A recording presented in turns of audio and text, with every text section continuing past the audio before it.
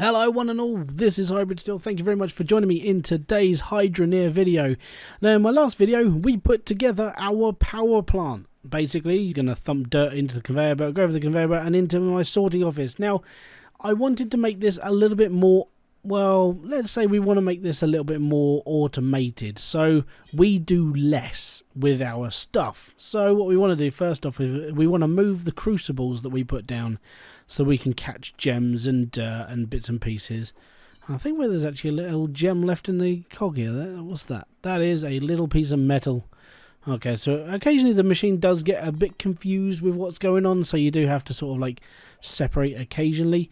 But, you know, this is literally just the first starting mission. I mean, later on when you've got more and more of these working, it does take a little bit more time. So what we did is we took all our money that we had before and we bought some blocks. Now, the reason why we're buying blocks is because what we're going to do is we're going to bury them in the ground, just down one layer. And we want to make almost like a swimming pool. And the reason why we want to make a swimming pool is we want to divide up the land. And what I'll do is I'll do this now, and then you guys can see the results in just a minute.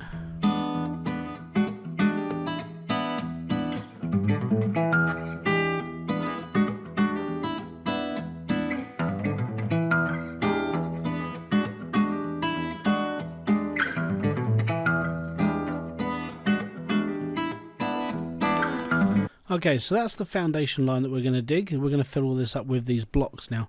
The reason why we're using concrete blocks is because, well, at the end of the day, why not? I mean, you can use whatever blocks you like. You can use the wooden ones. It really doesn't matter, as long as you're basically making it almost say waterproof. Now, obviously, we're not using water, but what we want to do is we don't want to lose any jewels or gems or anything down in the cracks.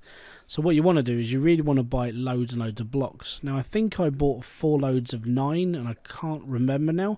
Worst comes to worst, I literally have to go and get another set. But we'll do the same thing as we're doing. It's just going to take a little bit longer.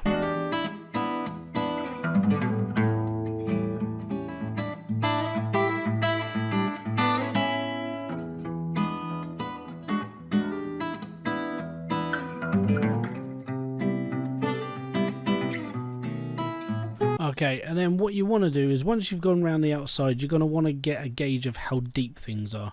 So the best thing you can really do, because what we need to raise up the first one, because we're going to actually be setting a vertical conveyor belt on this part. I'll show you this now. So the vertical conveyor belt is going to be sitting there, and then we're going to be sticking a cork in it as well. And then from there, I'll show you what we're going to be up to. But you need to know the depth, and then from there, you've just got to dig it all out and be happy more than anything. The downside to this is it does take a little bit of time. What you're actually doing is you're basically tearing down the amount of manual work that you will have to do as a machine owner. Now, if you're up for manual work, like myself, I actually don't mind digging around in this game and sort of, well, basically just going hunting for anything and just digging for the biggest lot. The best part about this is it works really well for if you just want to go off and dig, then fully automate your plant like this and you'll be happy. And it doesn't take as much time to do anything on. So what we'll do is we'll clean all this out now. And then from there I'll show you the final product. So this is basically, I'm going to fill all this up with blocks and then make sure it's almost like watertight, if you know what I mean. One nap later. Righty cokey Skip. So what we're going to do is we're going to hopefully replace the rest of the bricks that are in here, and then from there we can actually sort of like plumb this in properly. I'm saying plumbing in, I mean it's almost like I'm actually going to do some work properly, but what I'm actually doing is I'm building a holder. And the holder is going to consist of a couple of other things that I need to actually be able to do this properly, just to show you how to make this a little bit more automated. So the plan really is to make it as good as you possibly can, so you don't have to keep coming back to this and cutting corners and basically doing all the other stuff that involves like bodging, jobbing. So yeah, 2 layers of these concrete blocks really, I mean, I've never really lost much in the way of gems down the sides of these.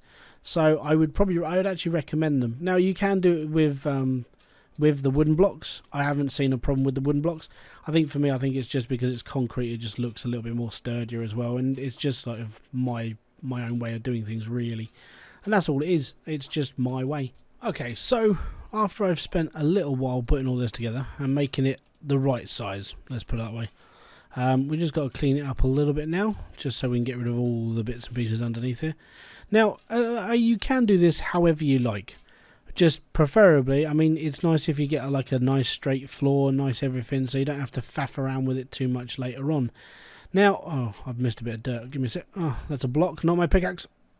There we go. Right. Da. Right, you're done. Okay, so what you want to do is you want to grab a bit of conveyor belt, make sure that they're all facing the right way and all the arrows are pointing this way. And what you want to do is you want to start building up your conveyor belt system so it flows straight into the vertical parts. Now, the vertical parts are there just because you need them. You have to have them there. And I think, is that pointing the right way? No, I don't know. There we go. So stop cock on. No, that's run. Oh no! Right. Oh, that's a little bit special. Right. So stop cock facing that way. And the reason why I made this a little bit bigger is so you could actually stand here and not fall through the gap. Because if you fall through the gap, it's a little bit of a pain, because it means you have to walk around and mess about and do this and do that. And so you can make this as big as you want, as wide as you want. It just helps with like having a catwalk around there as well. So you can actually sort of have this all in motion, so you don't fall into the hole and have to keep jumping up like I just did. So you don't have to have all that done. So that's all good. Now what you want to do is you want to take your last couple of vertical conveyor belts. And this is where it's going to get a bit ropey, because you've got to put a cork in them as well. So, yeah.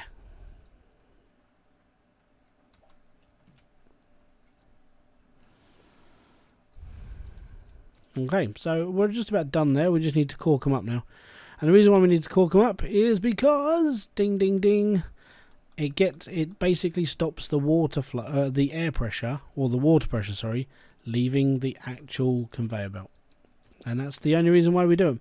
Now, I remember watching videos way before this game was sort of in its almost finished phase, and seeing people like having water drips everywhere and having to like bodge it up. We're putting like a hose, like putting a pipe into the ground so it stopped dripping, so the water pressure might stop. So having these corks, even if they are $15 a head, I've got to be honest, it's so much of a lifesaver.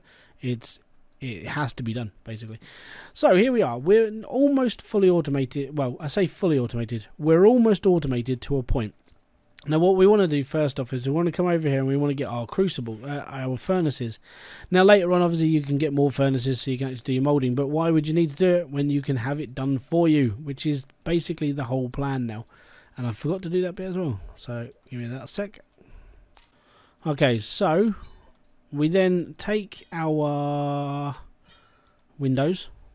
Now we take windows for this, and this is where it gets a little bit funny. And you're like, why are you putting windows here? Well, actually, there's a reason for putting windows here. Shake it about, stick it on top, and then we'll get another one. I think we may have bought one less window. I've got to be honest, the last one doesn't really need a window.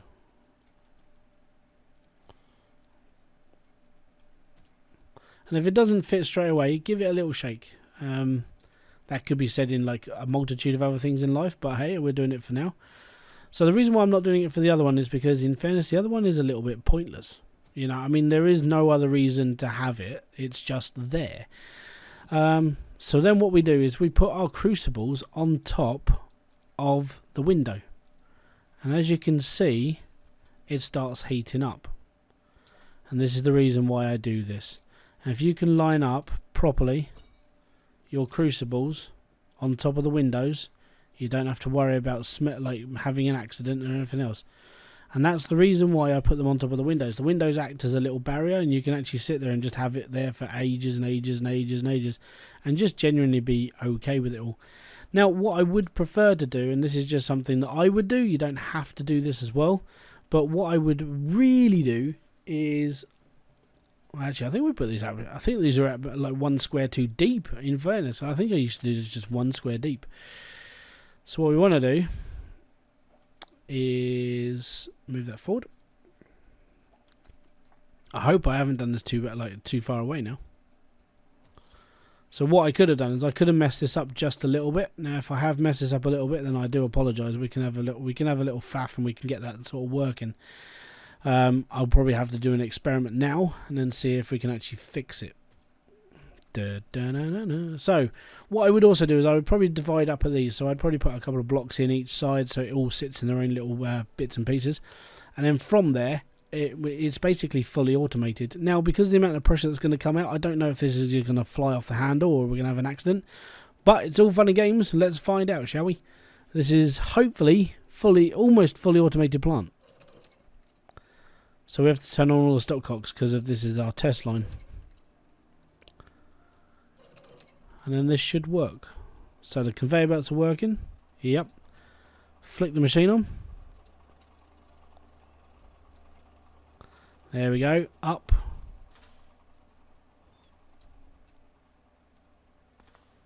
And there we go.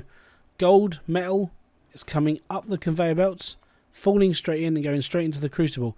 And you could just leave this running. I mean, this is about the right pressure that you need it to do. I suppose you could put up a little bit of wall and make sure it's not bouncing around too much. I mean, later on when you've got more automation and more power coming through this, you might have a bit more of a mess. So it might be best to like lean it up so you don't have to mess around too much and sort of hope that it goes into the pot. So as you can see, this one is just missing a little bit at the back there, so you could move the conveyor belt forward a little bit. We're getting a little, see, as it's going straight in, and it's already gold. I think I put the pots around the wrong way. Either way, something's going to get made from this. So thank you very much for joining me. This has been Hybridsteel. If you have learned something from this, don't forget to hit down in the comment section. I'd love to hear your thoughts about what I've done here today. And if you've got any other tips and tricks you'd like to share with people, hit them down in the comment section below. That would be amazing to see you help the community out as well. So thank you very much for joining me. This has been Hybridsteel. Peace out, have fun, and enjoy everything you guys do. Goodbye for now.